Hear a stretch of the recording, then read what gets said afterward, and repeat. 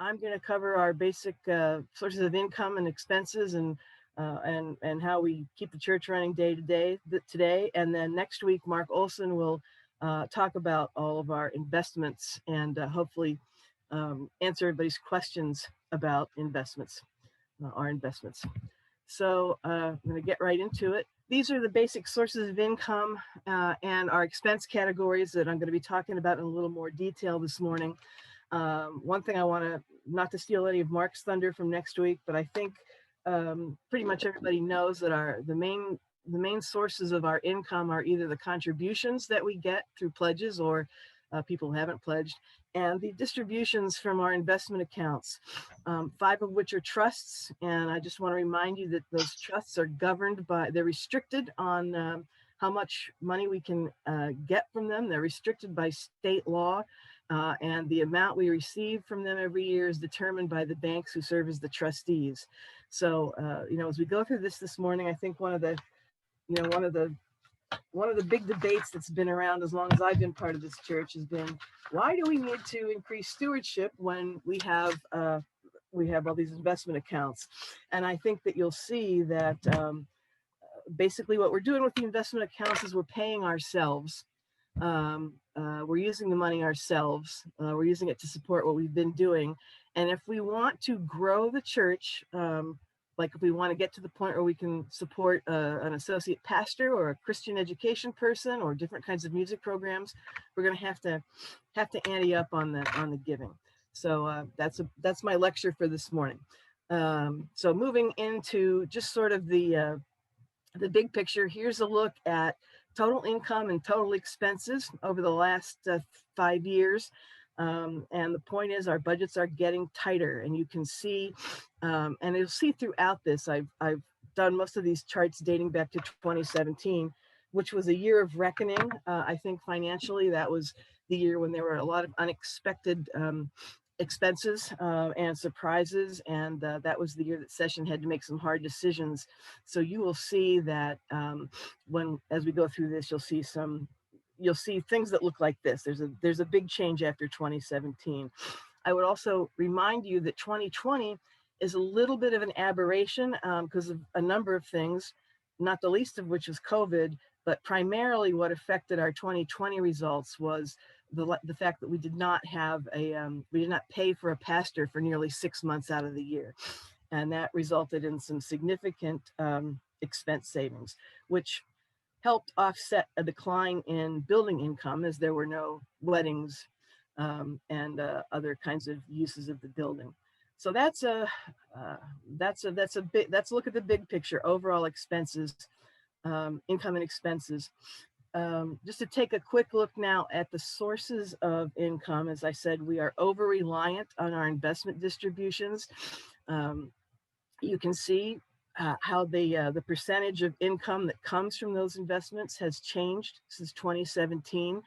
It looks like we got it under control, started to get it a little bit under control, but now we are inching back up again. And as I said, one of the reasons that 2020 looks so low at that 54% is because we had all those salary savings.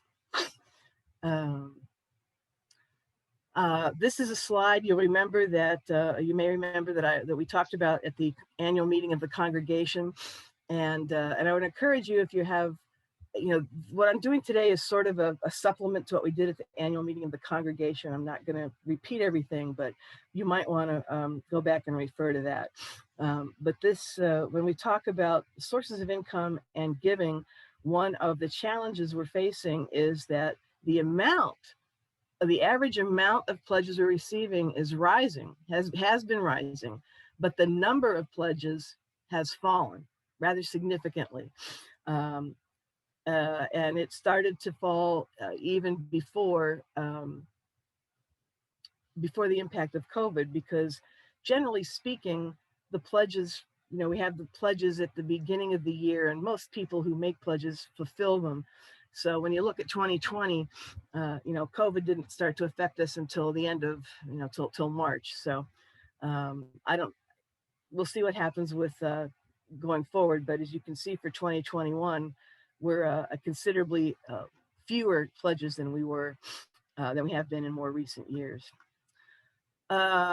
Looking at, oh, sorry, looking at expenses, moving to expenses now.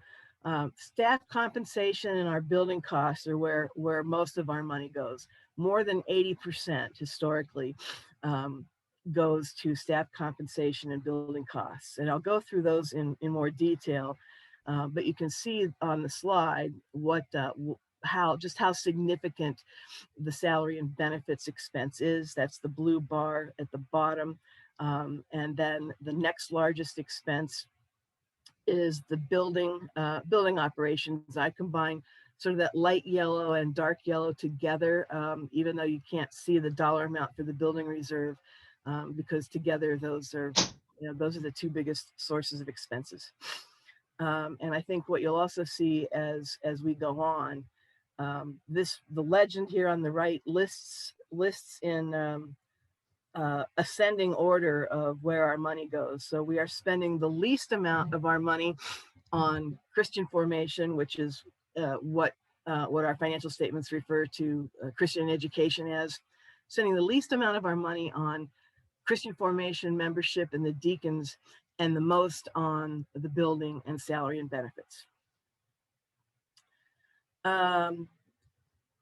Deeper dive into looking at salary and benefits for the 2021 budget. I didn't go back and look at this breakout for the past 5 years because, as I said, 2021 is a bit of 2020 was a bit of an anomaly, as were the years before that. We had Casey leave, then we had Doug leave, and we had Pastor Sam come. So it's a little bit difficult to get a sense of, difficult to draw conclusions about trends on the components of the salary, the total staff compensation.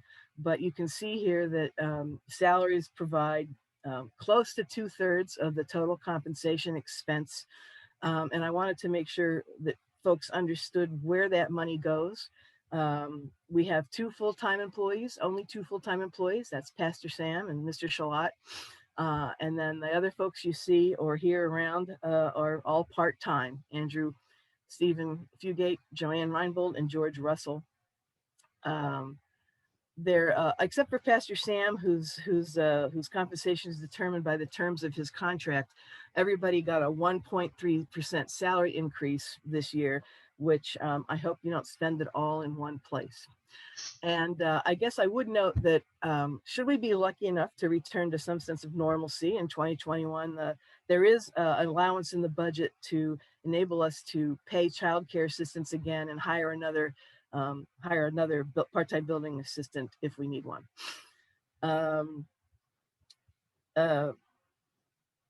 Just sort of going down, now I'm going down not in necessarily descending order or ascending order of what the biggest chunks of expenses are, but more in the way that they show up on our financial reports.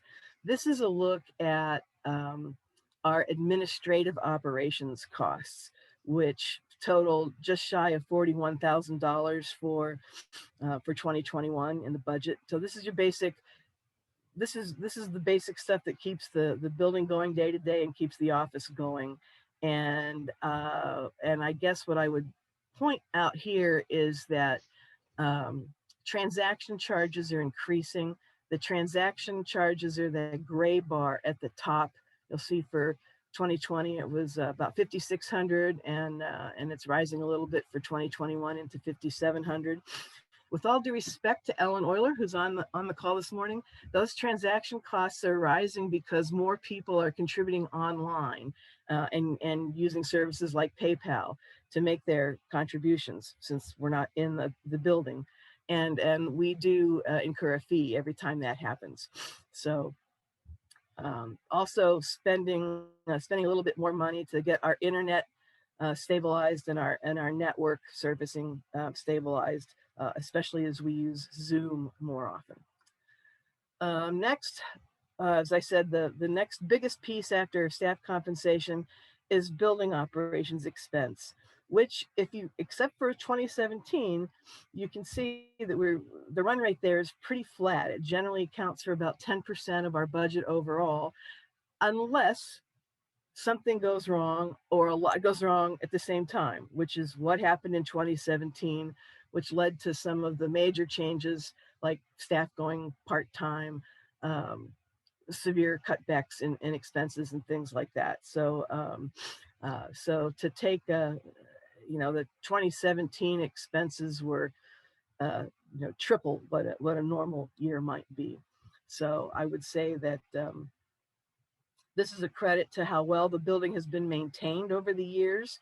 It's, you know, it's unfortunate that some of those big things all happen at the same time, but the fact that we have invested the money consistently in taking care of the building and maintaining the building over time works to our benefit.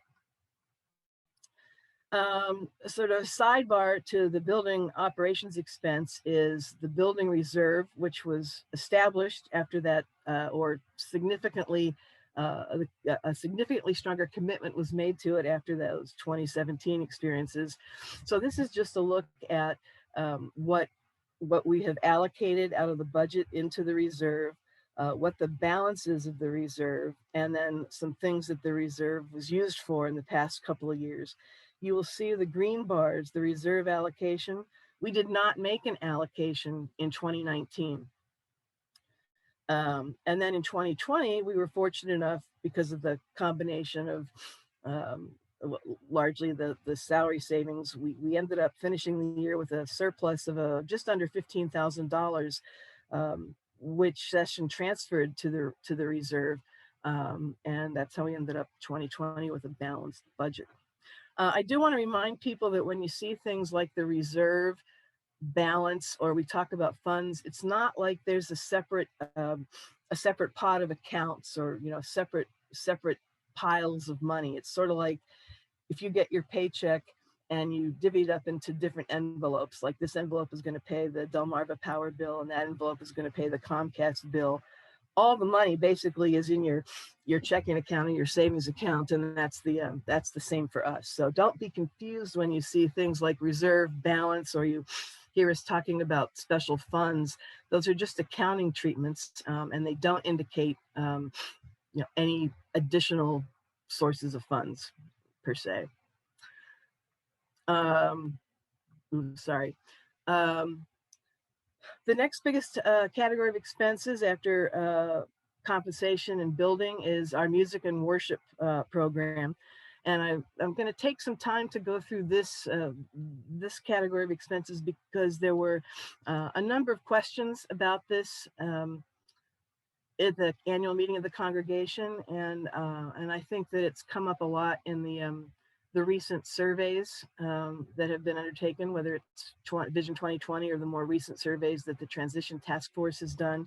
And it's certainly likely to be an issue as we proceed with calling a new pastor. So first of all, I just want to make sure everybody understands what comprises music and worship expense. The biggest chunk is the choir payroll, which is that blue bar across the bottom. But you also see we buy music. We pay for vacations for the minister and the pastor. And that comes under pulpit supply for the pastor. That's that purple bar that you see a huge chunk of in 2020. And that was because, again, we had about 6 months worth of our wonderful retired pastors stepping up to the plate to get us through that interim between Doug's departure and Sam's arrival. So you can see that across the board, music and worship expenses on total have been between $20,000 and $30,000. Again, in 2020, they were they rose due to the additional pulpit supply expense, and also videography, which was a new expense in 2020. And in 2020, the videography expense was recorded in the yellow category, decorations and liturgical supplies. So the videography expense mostly goes to pay Jordan Barrett for his services. And we have joked with him that for last year anyway, he was, we considered him to be a decoration and or a liturgical supply. But we created a new category starting this year with for videography. And I will say that if we keep going at the rate we're going, you'll see there's $5,200 budgeted for videography. We've already spent more than half that. So if we keep going the rate we're going, we're going to have to adjust that budget, or that particular line item is going to go well over budget. A little bit more of a deeper dive into what comprises the music and worship expense budget. So here you can see that the decorations and liturgical supplies really aren't Jordan Barrett. They're things like candles and palms and wreaths. Music purchase, try to get approximately 7 new scores a year. And that is, you consider that there's music provided, basically 50 to 52 weeks out of every year. That's not, for those of you who think that the choir only sings, the same music over and over again, this shows you that we are buying new music and a diverse array of music. Piano maintenance depends on the tuning frequency, depends on the humidity and temperature levels in the sanctuary, which have been affected this year by different levels of traffic in the sanctuary. And then the other thing I guess I want to point out is that the category called special music for worship, that's when we have guest musicians, whether it's strings or horns or something that enhances the music in the service. Now, a deeper look into the choir expense. We're very lucky to have 4 paid professional singers who also serve as section leaders. Each one of these 4 people helps the rest of us who are not professional learn our music and do as well as we can. And the fact that we have these people with us, sort of a rising tide lifts all boats. I know that most of you are familiar with Margie Eldrith, who, when the budget pressures started to emerge after 2017, Margie has been gracious enough to volunteer her services. So although she's not listed in that category as a paid singer, she most definitely is a professional, and we are very fortunate that she continues to volunteer her services for us. Takes the professional singers work about 4 hours a week. That would be 2 hours on the Thursday rehearsal and 2 hours on Sunday mornings, including the service and rehearsal. And if you wonder why we have the same level of expense, even though we don't have Thursday choir rehearsals, it's because in many ways, those pros are working harder because there's additional pressure, comes in more solo singing and the time spent recording. It's one thing to sing a hymn when there's a whole congregation and if you make a mistake, it can get lost. But when you have 1 or 2 singers standing in the chancel singing a hymn, and somebody makes a blooper, that often, Jordan will stop the recording and say, okay, got to start that again. Another thing that's happening in 2021 is we're assuming there will be no summer choir. So we will use more of the paid folks over the summer than we might normally. Then speaking of videography, what takes so long? Why is it so expensive? If you go on our YouTube channel, each Sunday service lasts about an hour, but each one of those services takes about 8 hours to produce. If you remember the newsletter that we did last fall, we talked about how the music portion of the service is recorded at one time, and then the spoken word, like the sermon and the scripture lessons and the welcomes and those kinds of things, are recorded at different times. And then Jordan edits the whole thing together and then spends time uploading the completed file, which takes some time to get fully uploaded. So 8 hours of work generates a 1 hour long product. So that's what goes on with music and worship expense. Take a breath and move over to the next highest category, which is our mission and outreach budget. Our per capita expense is recorded in this category as our annual $500 contributions to both Newcastle Presbyterian and Presbyterian missions or seminaries.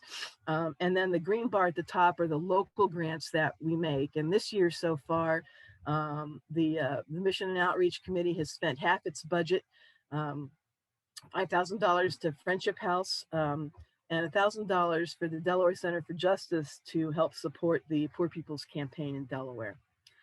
I guess if you have questions about what's going on with those local grants, Jana Nazari, who is chair of the outreach committee, she's your gal.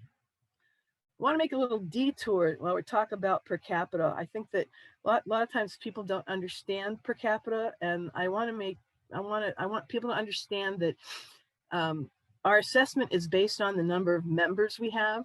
The amount per member is determined by Presbyterian, and we are expected to pay that amount regardless of how much we actually how much income we receive in the per capita appeal. So we are very grateful to those of you who send your per capita plus a little bit of extra, because as you can see here, generally speaking, what our assessment is roughly twice as much as income as we receive in the per capita appeal. So the next time you hear a per capita plea, if you haven't sent in your $29.80 per member of your family yet, please do so. Then last but not least, combined, we're looking here what we spend on Christian education, what the deacons spend, and what we spend on membership. Combined, these three categories equate to actually less than 1% of total budgeted expenses. So again, when I talked earlier about where the money comes from and how we're using the resources that we have, it's going to be difficult to grow programs unless we step up our level of stewardship. Oh, now why is that? So just sort of as a wrap up again, to focus, bring the focus back just to 2021. Here's again where it comes from, and here's where it's going. You know, investment distributions comprise more than 2/3 of our income, and staff compensation accounts for almost 3/4 of our expenses. Now, just going forward, a look at some things. One of the things that the Finance Committee has been working on is stepping up our transparency. I think we've always think that, you know, I've been treasurer before and have been on the Finance Committee, and I think over the years, certainly over my 30 years in this church, the management has been transparent, but we haven't always done a very good job of communicating what it is that we're doing. So, you know, one of the things that Sam has one of the great improvements and contributions that Sam has made is we are now making financial reports available to the membership, and you'll see the links to these reports in your Thursday email. There are basically three reports out there now that you can see. One is an annual financial report, which looks at our income and expenses over 2019 and 2020, plus the 2021 budget. Then on a monthly basis, we post the Finance Committee minutes, so you can see what we're discussing at the Finance Committee and what we're doing and what our recommendations are. And then we also produce a monthly financial report, which takes a look at income and expenses on a monthly basis and tracks them against our budget. So, you know, we are taking a close look at that every month, and that's available for you to see it. If you can't find it online or you have a problem accessing it, just let Mark or me know, and we're happy to email you PDFs. Now, to that end, you know, one of the things that we've been a little bit lax on over the years, and more than just a few years, is having an independent review of our financial practices and procedures. I've quoted here what's in the Book of Order about what's expected of churches. They use the word audit, but the Book of Order is careful to say that they don't necessarily mean audit in the more formal sense of what a public accounting firm would do. So a review is much less formal and less tedious. But even so, the accounting firms that Mark Olson has talked to get potential estimates, and it's very hard for them to estimate this without you know, having a close look at what we're doing. but the cost of such a review could be anywhere from $8,000 to $12,000. And as hopefully you've seen up in this presentation so far, is we don't have an extra $8,000 or $12,000 to spend on this. So the Book of Order also permits members of the congregation to provide that kind of oversight if the members are versed in accounting procedures. So what the Finance Committee recommended and what the session approved at its meeting last month is, budget permitting, we'd like to be able to contract with an accounting firm to conduct a financial review once every 3 years, and then use members of the congregation in the intervening 2 years to conduct the financial review. So, so we're looking to establish a financial review committee. If you're interested in doing that, please let Mark or me know. One of the other things I want to talk about, I wanted to talk about our Paycheck Protection Program loan, which was also a subject of the annual meeting of the congregation. We received the full amount of the loan that we had applied for, which I don't have that right in front of me right now, but it's a little more than $70,000. We have 8 to 24 weeks to use it. Its use is restricted to certain elements of staff compensation, using a very complicated formula that takes into account full-time equivalent employees and the number of hours they work. And it's a complicated calculation for us, complicated formula, because 4 of our employees are part-time. So to cobble it together and get a full-time equivalent just takes a little bit of work in the math. So having said that, if the restrictions are met, 100% of the loan is forgivable. If parts of what we borrowed are not forgivable, the interest rate we will pay on those parts is only 1%. And we won't know how that all shakes out until the 8 to 24 week period is up. And that's largely because we don't yet know how Joanne's pending retirement will affect the full-time equivalent calculation. And it's hard to predict the hourly work that, say, George Russell and other people might do. So we won't know until the 8 to 24 week period is up how much of the loan is forgivable. Those of you who are at the annual meeting of the congregation probably remember a conversation and discussion about how, gee, is it ethical, is it moral to accept this loan from the government? And shouldn't we be using that money, if we have access to it, to fund a project for the greater good? And it's definitely something worth considering. But in light of the unknowns, what session recommended, or what the Finance Committee recommended to session and what session approved, was that we delay any decision. If say we want to take an amount of money that's equal to the amount of the Paycheck Protection Program loan and devote that to some other mission or project, we have agreed to delay making any decisions about that until we know actually how much is forgivable. And we won't know that until the 8 to 24 week period is over. And the second part of that recommendation is that we use these intervening weeks to think about what that quote unquote greater good might be, and how we might want to use that, and what that might mean timing wise in terms of possibly waiting until the new pastor is here. But that concludes my formal remarks. And if anybody has, I'll open it up for questions or comments or. It was just a brief thought when you talked about the hours that the choir soloists work. In fact, if they're doing solo work, then they're going to rehearse first off at home, not only on choral parts, but on the solo work or duet work that they would do. And then they would have extra rehearsal time with David for those as well. So especially if they're doing solo stuff, they're gonna spend more than that 4 hours. Yeah, David, I asked David Shalott about that. I had David Shalott approve all of this stuff before I put it in here, and he said that the 4 hours a week was a was a reasonable estimation. And so sometimes that might be more, sometimes it might be less, but it all evens out.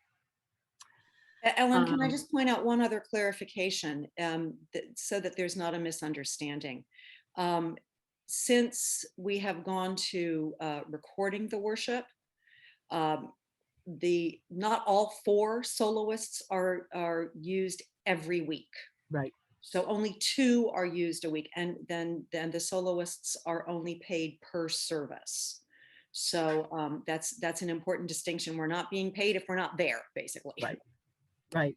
And that's, that's an example of how so many people in the arts community and in arts professions have been negatively affected by COVID, because every one of our paid musicians is taken a hit to their income, as have almost all performing musicians and many visual artists, many performing artists and many visual artists as well.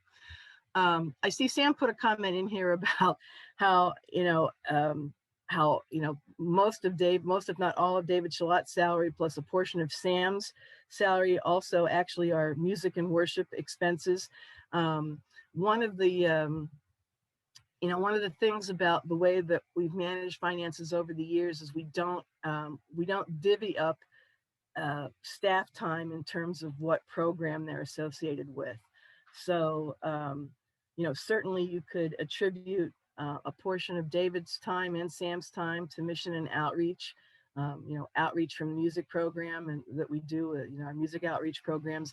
It's sort of across the board. And one of the reasons we don't do that is frankly the resources that we have to pay a financial secretary, who I think you all know is Stephen Fugate, and limitations to the accounting software that we use. But that's certainly something that we can look at over the years. But it's that's why I wanted to spend so much time on the music and worship expense, because I think there's a lot of misunderstanding or maybe just not just no knowledge of what's in that line item and what it goes for. Here's a great question from Sarah about does the mission include the 4th Sunday hunger offering? No. What runs through our income statement does not include any of the special offerings, whether it's One Great Hour of Sharing or the 4th Sunday or Giving Tree or anything like that, because those are not things we budget. From an accounting standpoint, they're basically run through in and out accounts. What goes into the account is then dispersed where it belongs. So when I was talking earlier about the building reserve, we talk about different funds. If you looked, and we have a very messy balance sheet right now, and that's one of the things the Finance Committee is working to clean up and get to a point where we can all understand it, because even we're having even Mark and Stephen and Ellen Euler and I are having trouble understanding a little bit of what QuickBooks is generating. But you will see funds. There are accounts listed as funds, but it's not like they're a separate pot of money. But on the special offerings, they're not considered income to us, nor are they considered an expense to us, so they do not run through our income statement. And that's all I see in the chat. Ellen, before you, that's because I turned it to direct messages to me. There are a couple of questions, and then Sam had his hand raised. So let me give these couple of questions, and actually one question and then Sam. John Potter raised the question, how would live streaming of worship change expenses? And then after that answer, then Sam will get to your question that you had your raised hand. The live streaming it's an interesting question, and I know David Teeger's on a committee with Presbyterian right now, looking at what some issues. It largely has to do with the quality and capability of the equipment we would have in the sanctuary, and as wonderful a job as Jordan does when we're recording now, it's very primitive. We don't have the right kind of lighting. We only have one camera, which is Jordan's cell phone. So if we look at live streaming and trying to improve the quality of what we do, we have to think about what kinds of investments we might want to make. So doing that would require not only an investment, in equipment, but also staff time to make that happen. So I think David Teeger is probably better qualified to answer this question than I am. And he's got Yeah, his hand so if I can, I mean, these haven't been decided yet. What's likely is that we'll incur a one-time expense that could be anywhere, frankly, from $5,000 to $25,000. We would look to Presbyterian for support of that purchase because there are some funds available for that. We haven't decided on the equipment yet. And then in theory, as long as we have a volunteer to sit there and appropriately push the buttons, a volunteer or someone paid to basically sit and do during the live stream, then there would be less time involved. The product that goes online would be what it is. It would upload in real time and people could then watch it later.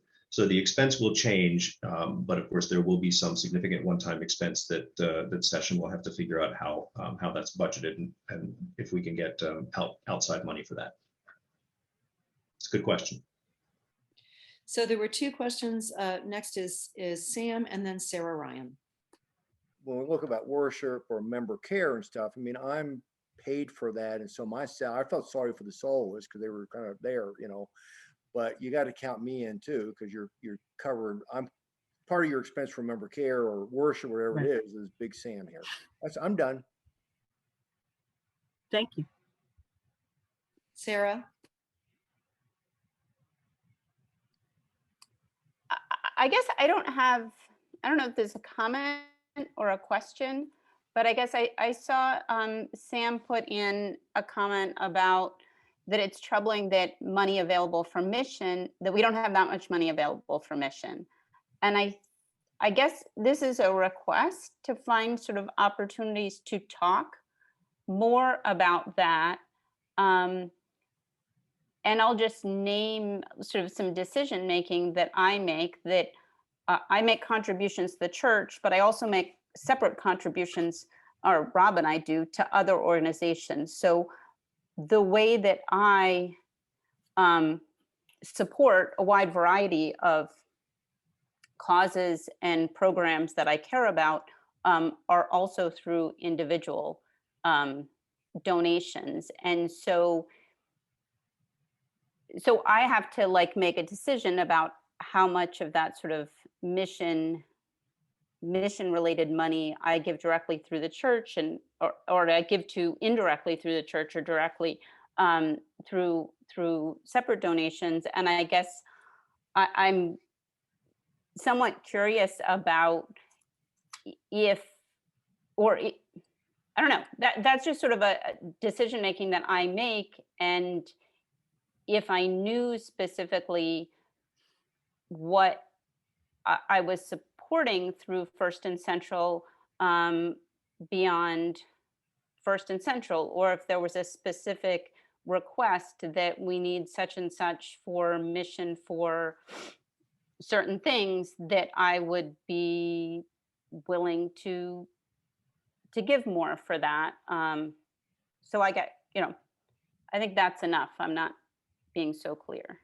No, I think it's an excellent point, Sarah. And it's one of the things that I certainly hope that that we'll all be thinking about as we proceed with the pastoral search. If you remember, more than 80% of our expenses are basically fixed costs, salary and building expenses, which leaves 20%, give or take, to play with, which is why you haven't seen, which is why it may look like what we've done in recent years is a decline or a stagnation, because as income does not grow, we don't have the capability to, I know that there are people who are very disappointed is maybe not the right word, but it's a concern when you look at how little overall we are devoting to mission and outreach, or to membership, or deacons, or Christian education in particular. And again, I want to say on the Christian education budget, it's sort of the same issue with music and worship. If Casey were still with us, her salary wouldn't, even though she was responsible for Christian education, her salary wouldn't be reflected in that line item. It would be in the salary line. So again, the fact that it's such a small amount doesn't mean that there's no program there. It's just a matter of how we account for it.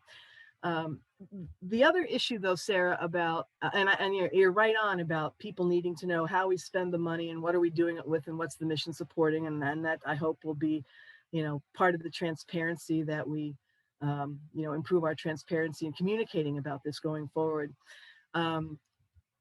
It's very dangerous, however, to ask to launch individual campaigns beyond what we support and and what the Mission and Outreach Council recommends.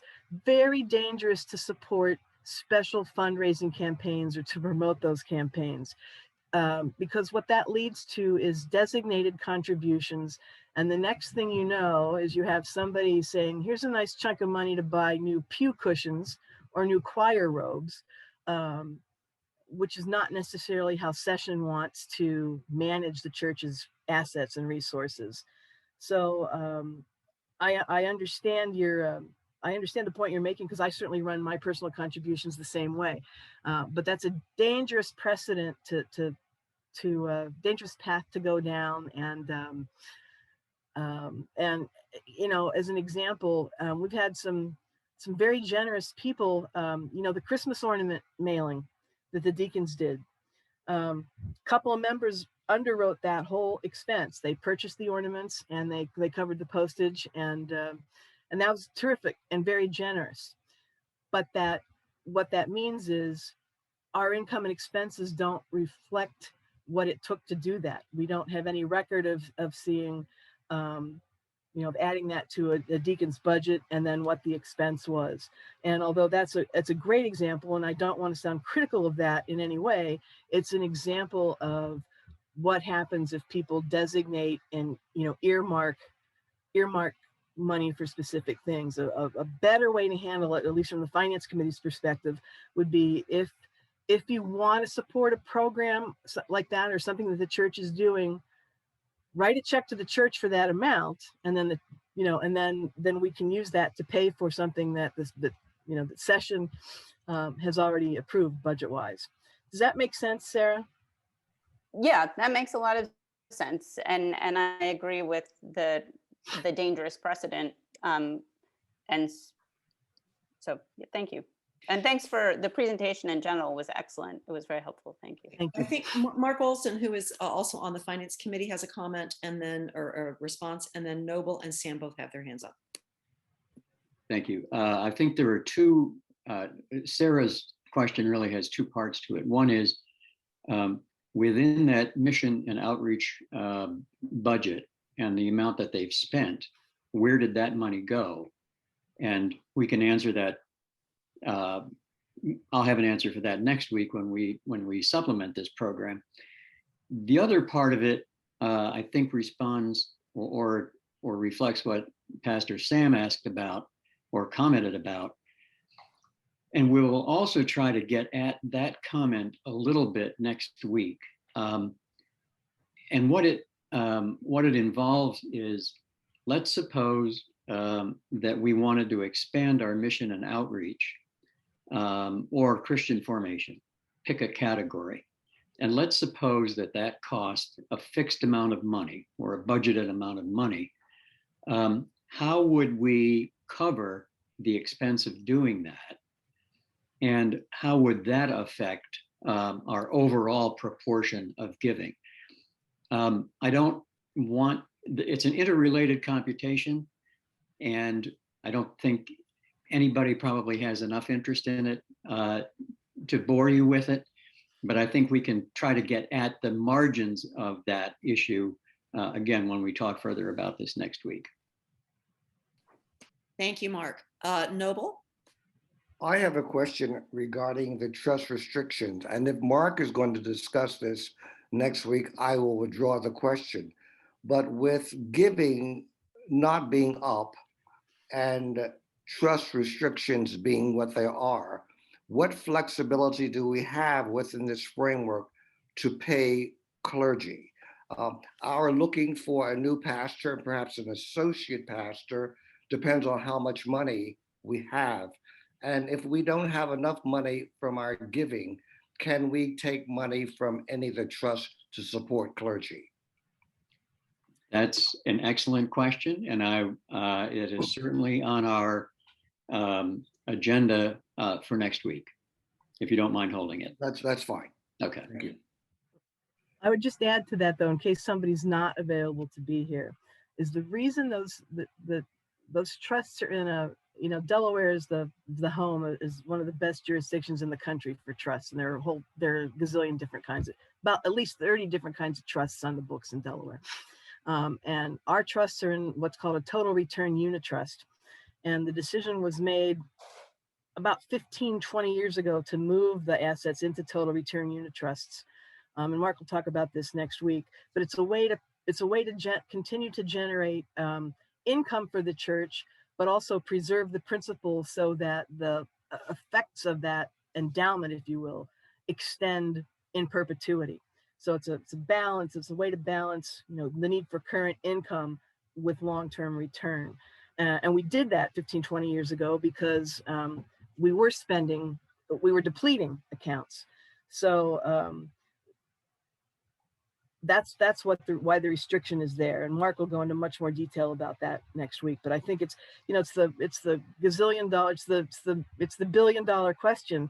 We have 9 million, we have all this money sitting in the trust accounts, and yet it sounds like we're crying poor mouth. But it's an interesting balance that we need to strike. And it starts with everybody being aware of how those trusts work and exactly what they can do for us and how we can use them. So I hope you will come back next Sunday. Thank you. Sam. Two comments. One is just to say that the finance folks have been amazingly responsive to anything I have requested. So I think if you will simply be in touch with the Ellens and the Marks and just ask your questions, I think you'll find them just to be marvelous. And they've just exceeded all expectations any pastor should ever have in terms of coming up with information. The second thing is, and this is trying to channel any pastor coming in here, you don't come in first and foremost, unless you shouldn't, thinking in terms of money about salary. What you are concerned about as you're looking at a church is two things. Number one is what percentage of people pledge, because it's almost impossible to make a budget if people don't pledge. In fact, it is impossible. And so you really end up wasting rather than budgeting. It's not good stewardship for the congregation. The second thing is you ask the question, what percentage of their probable salary or income are people actually giving to the church? And that's a very simple thing. You simply get the statistic about where people live, and then you look at what the average income is there, and then you run 10%. And that's the biblical tithe off the top. And that tells you how spiritually mature a congregation is. And so as a pastor coming in, you're less worried about your salary because your bonding as a covenant is God's call. But you do worry about whether the congregation, the finance folks can make an intelligent budget to recommend to the session. And you do worry about the level of spirituality, which is reflected directly in whether or not they see giving generously as a spiritual discipline. That's all. Thank you.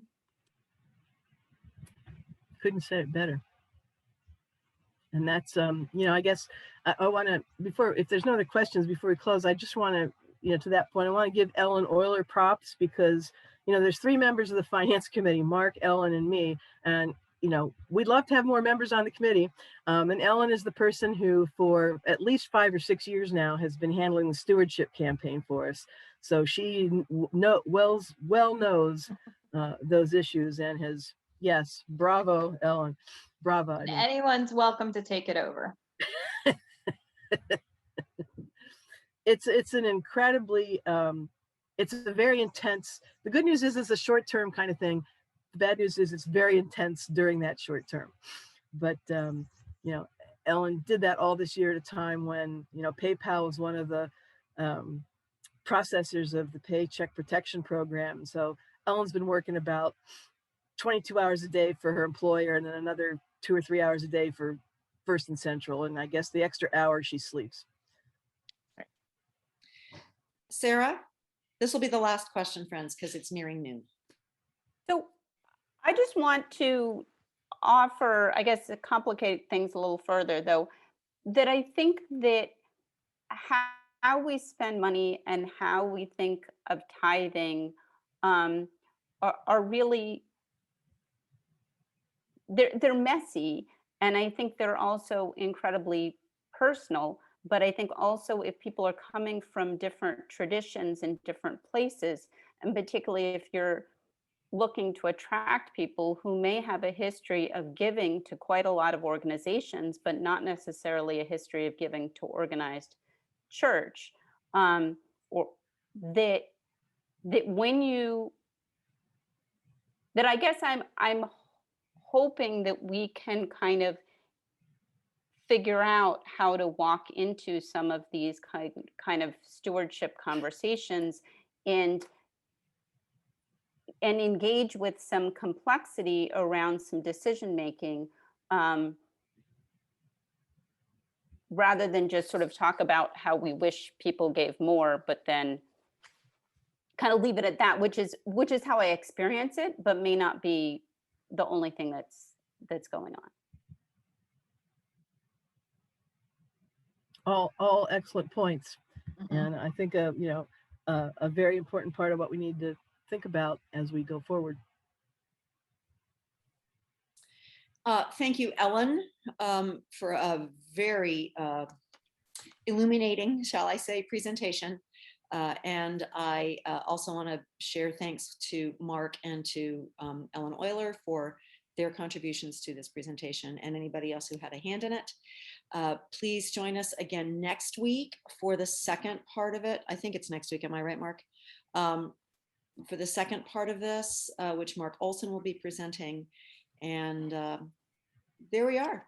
Wait, Margaret, Ann, before I would add that we could not do the kind of job we're doing without the more than able assistance of our financial secretary, Stephen Fugate. So we are very lucky to have someone with his skill level in a job. I mean, he could certainly be earning a whole lot more if he were, he's certainly not earning what he could earn out there in the commercial world. So we are very lucky to have someone with his skills handling the day-to-day in the office for us. Absolutely. Absolutely. Don't tempt him. No, we shan't. We shan't. Yeah, let's not tell him that, okay?